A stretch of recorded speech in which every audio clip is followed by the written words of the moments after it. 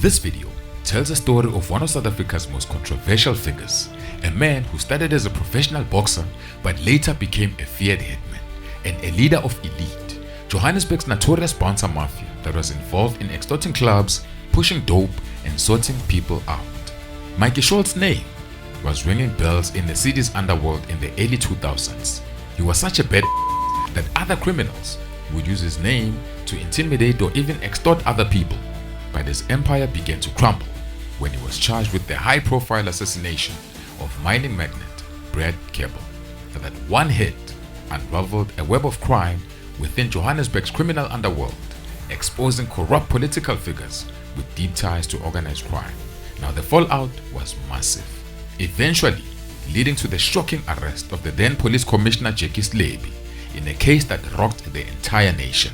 Now in this video, we take a deep dive into the infamous life of Mickey Shultz, the boxer that turned underworld enforcer and a self-confessed hitman.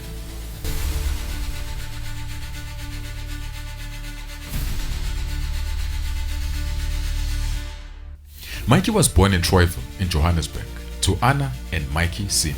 Now his father, a skilled mechanic, raised him as the youngest of 3 children. Now his older siblings were Donald and Kathy Shultz. Now boxing ran in the family. Mickey's brother Donald was also a professional boxer, but tragedy struck in 1999 when he died of an apparent suicide at the age of 36. Now another major figure in Mickey's life was Brian Mitchell, a legendary South African boxer who would later become his first professional trainer. Now despite being 15 years older than Mickey, their bond was like that of brothers. Now Brian had grown up alongside Mickey and his brother Donald and even married their sister Kathy. Now a dominant force in South Africa's boxing, Brian held multiple championship titles and was undoubtedly a major influence on both Mickey and his brother's path into the ring.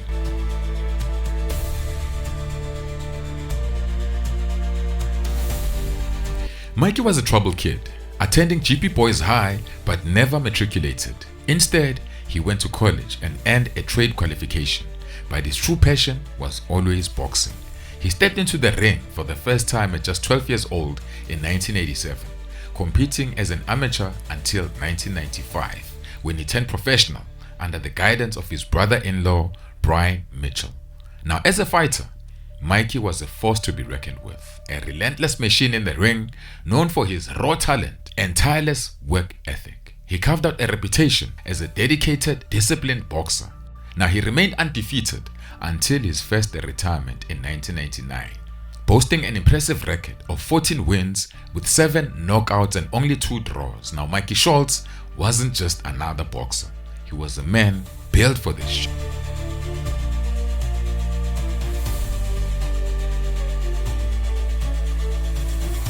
As Mickey rose through the ranks of the world of boxing, he began attracting the wrong kind of attention, specifically from underworld figures, one of whom later was the notorious Lolly Jackson.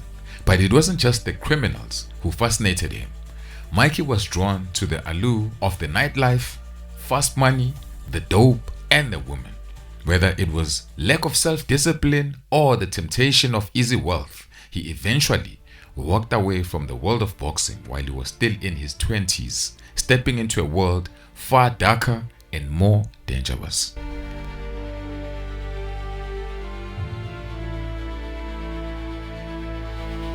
Mickey formed the infamous Elite Security Group, a shadowy force that dominated the streets of Johannesburg. More than just a security company, Elite was an alleged ruthlessly violent bouncer mafia, specializing in extortion and the murky business of sorting people out. Now in their world, sorting out meaning down rival gangs in broad daylight at packed restaurants, or putting competitors to death in an incident that was captured by CCTV cameras. Now Elite was not to be messed with, and Mickey allegedly became the guy that underworld kingpins could call when a dirty job needed to be done.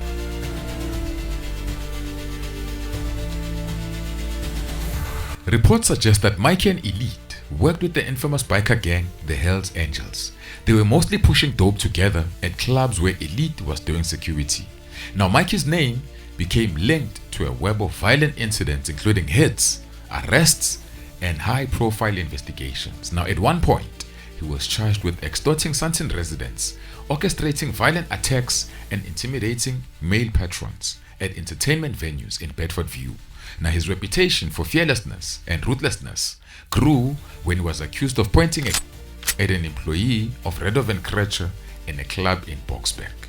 Now, the law began closing in on Mikey and his elite group of enforcers. Now, the Hawks, South Africa's elite crime-fighting unit, launched an investigation into Mikey after he was arrested for assaulting Ashraf Kaji at Taboo in Sandton. But for a man like Mikey, arrests were just another part of the game.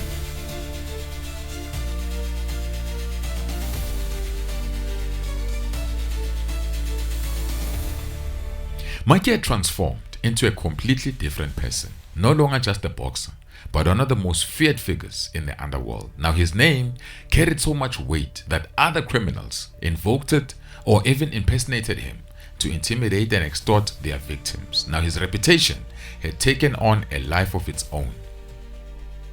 At one point, Mikey was running security for Lolly Jackson at Teasers, the infamous strip club empire. Not sure if they were extorting Lolly or they were genuine friends, but in an interview, Mikey admitted that he and Lolly had once been good friends, and he had been a regular at Teasers, fully indulging in the wild lifestyle that came with it. Fast money, fast women, and endless flow of booze and dope. He and Lolly would often ride motorcycles together, sharing a bond fueled by excess and adrenaline. By then, Mikey was known to be very much into booze and dope. Now, his circle of friends included former soccer star Mark Batchelor, another man whose post-career descent led him deep into the criminal underworld.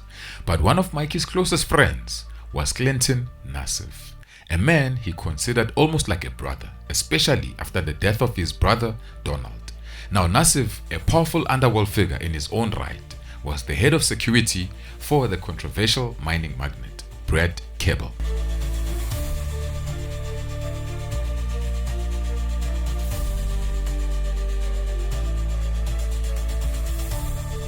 As time passed, the fast and dangerous lifestyle fueled by alcohol, dope and violence began to take its toll on Mikey.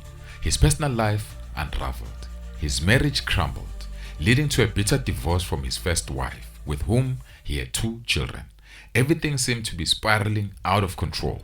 Then came the moment that would define him forever. At what he described as the lowest point of his life, his close friend Nassif handed him a job, one that would shake South Africa to its core, the hit of Brett Kebble.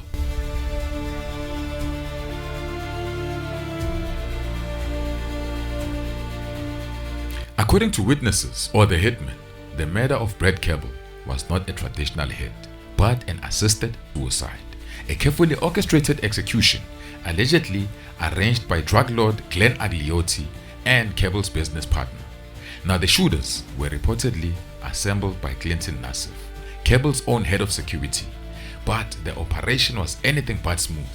They botched the job 3 times before finally carrying it out. One time, their gun jammed 2 times in one night, just as they had Kebble in their sights, sitting in his car, waiting for the inevitable. Now, another time, their getaway car overheated, forcing them to abandon the job. Now, allegedly, Kebble was looking at them on at least one occasion when the gun jammed, expecting it to be over in seconds, but it never happened.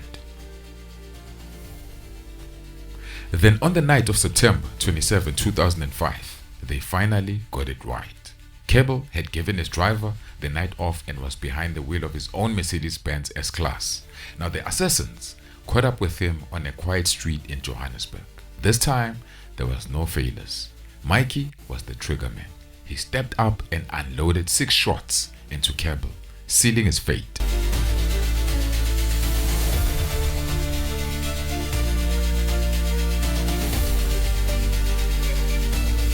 Brett Kebble wasn't just any businessman. He was a mining billionaire, a man tangled in a web of power, corruption, and deception. He had orchestrated one of the largest corporate frauds in South African history, with over 20 billion rands. But beyond financial scandals, he was deeply entrenched in the country's political wars. Kebble was rumored to be aligned with Jacob Zuma, allegedly funneling money into Zuma's camp while he was battling legal troubles. Now this is at the time when the then President Thabo Mbeki was working to crush Zuma's chances of taking power. Now Kebble himself believed he was being targeted by Mbeki's allies, including former National Prosecuting Authority boss Bulelani Ngcuka, using the Scorpion's investigative unit against him.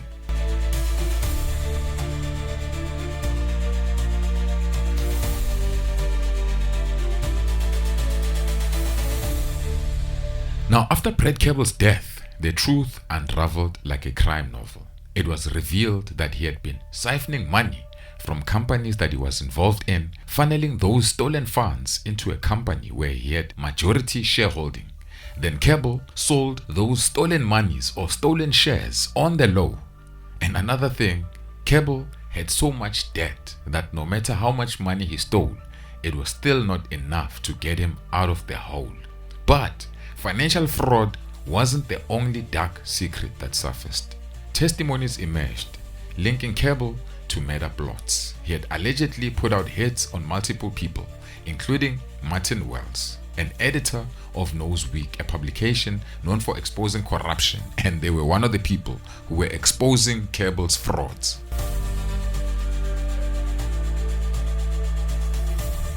Another chilling assassination attempt was granted by his head of security, Clinton Nassif.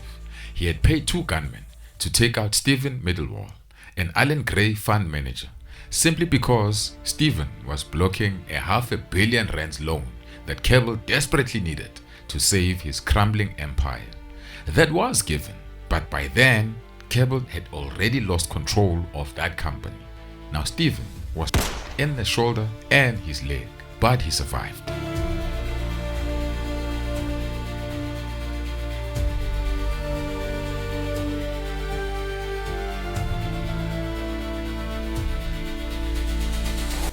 But Kebble's influence reached even higher.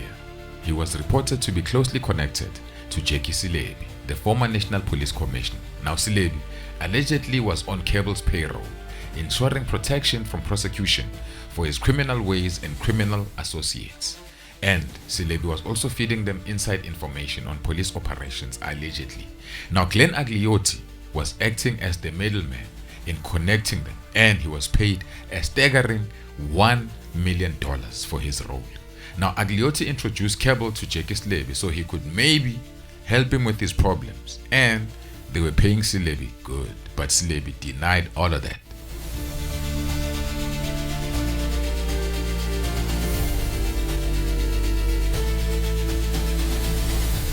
As for Kebble's so-called assisted suicide, it was allegedly staged so that his family could cash in on a massive insurance payout.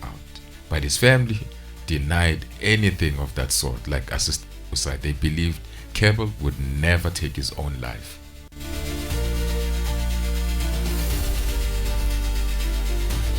At the heart of Kebble's saga were 5 key players: Jackie Silebi, Glenn Agliotti, and the 3 hitmen, who were allegedly recruited by Clinton Nassif. But everything unraveled when Clinton Nassif flipped. Facing charges of insurance fraud, he struck a deal with the prosecutors. He would reveal everything, including details of Kebble's murder and Agliotti's corrupt relationship with police chief Jackie Silebi. In exchange, he was granted blanket immunity for his own crimes. Then came the most shocking twist. When Mickey Shultz and his co-accused were arrested, they got offered the same controversial deal: tell all, testify, and walk free. Now the Scorpions, the elite investigative unit probing Kebble's murder, were laser focused on taking down the real power players, Agliotti and Silebi. To them, the triggermen were expendable. Now in their pursuit for the kingpins, the Scorpions made a stunning trade-off. They let the killers walk free in the hopes of taking down the masterminds who had pulled the strings from the shadows.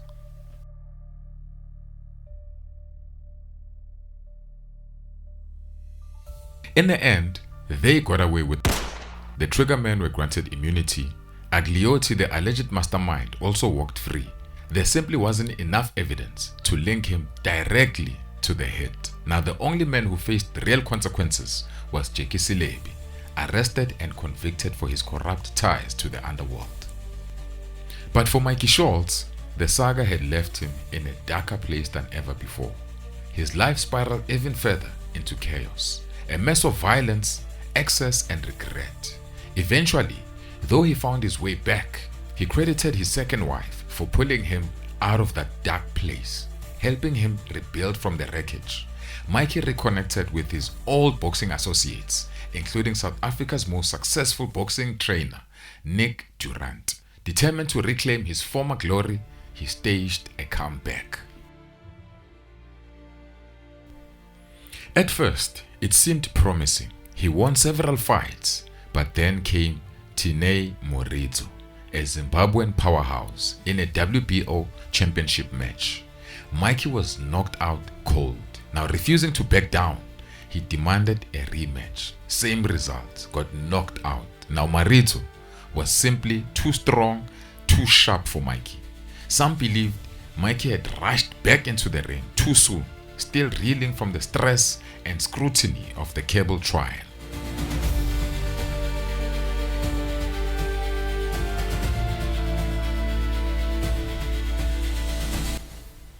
Mickey has been out of the spotlight for some time now. Whether he's truly turned his life around remains unclear.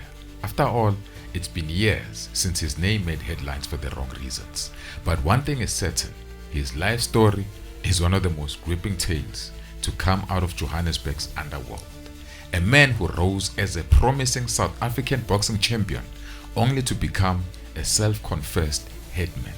A life that spiraled from the bright lights of the ring into the shadows of organized crime.